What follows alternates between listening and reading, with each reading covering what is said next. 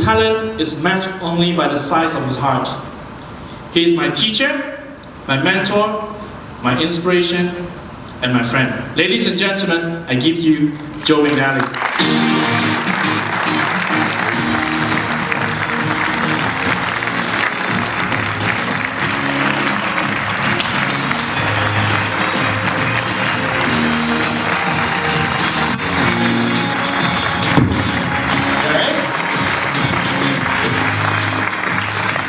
Thank you, Louis, as always, for being so gracious.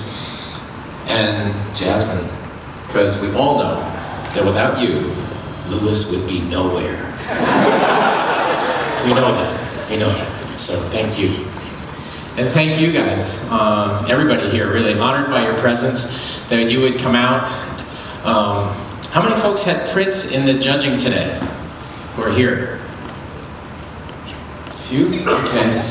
So you're not that pissed off that you came back after some of the things that the judges, you know. Actually, most of the stuff we saw today, most of the things we said today were positive. I would say that, wouldn't we?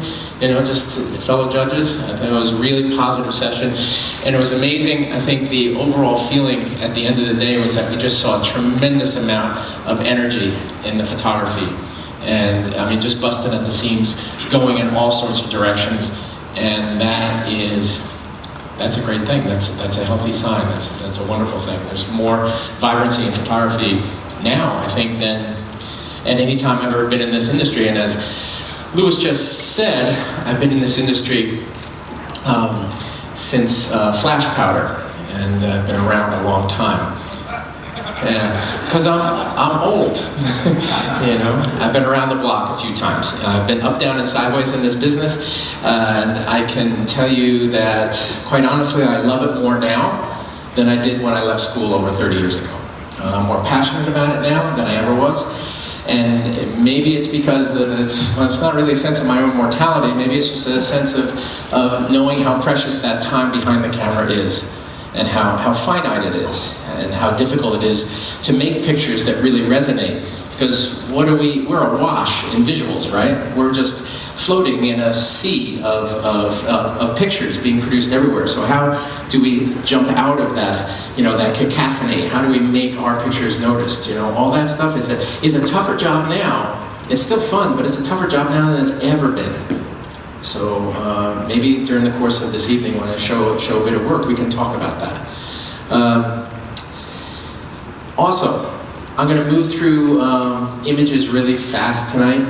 You know, I don't dwell on my own, you know, kind of personal archaeology. I mean, it's kind of been there and done that. I've never been particularly precious about my own work, and it is what it is. It got published, and now let's move on. So what I'll do is I'll run through a bunch of stuff, show you a bit of history of kind of this life as a photographer, which has lots of bends and twists and curves.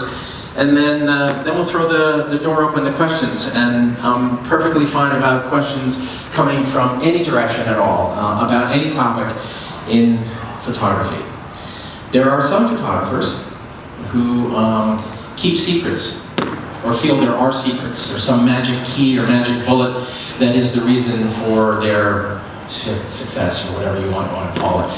I think that's, can I occasionally use a colorful metaphor? Okay, I think that's bullshit. You know, quite frankly, there are photographers who keep secrets. You know, I think we don't need to go into their names, but they mostly shoot fashion and live in Los Angeles. So I don't gotta worry about it right now. I mean, here's a secret. You want a secret to this business? Tenacity. The willingness to keep banging your head against the wall. Why do you think I have a flat forehead? I've been doing that for 30, 35 years. Willingness to hear no a lot more than you hear yes. Willingness to wait it out for your next good picture, because you will fail so many times before you get there. That's the essence of being a photographer.